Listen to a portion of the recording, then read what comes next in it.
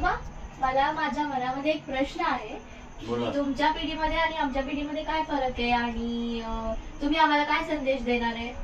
संदेश काय द्यायचं? आजच्या पिढीमध्ये हे टीव्ही आणि हे आल्या, मोबाईल आल्यामुळं आम्हाला काय, आमच्या टायमाला मोबाईल नव्हते, टीव्ही नव्हती, व्हिडिओ नव्हता. त्यावेळेस आमच्या जमान्याला पत्र पाठवत होतो आणि लेटर वगैरे अंतर्देशी हे कार्ड पाठवून आम्ही आई वडिलांना बोलायचो.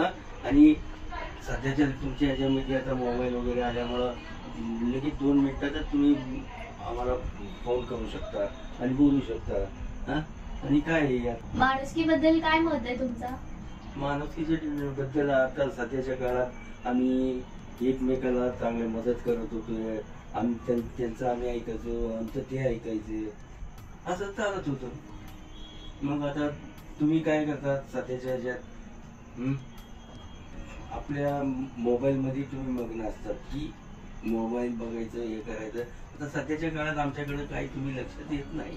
जसं तुम्ही सांगितलं, तुमच्या जुन्या पद्धती आम्ही पण स्वीकार करू आणि ते आमच्या लाईफ मध्ये इन्व्हॉल्व करू.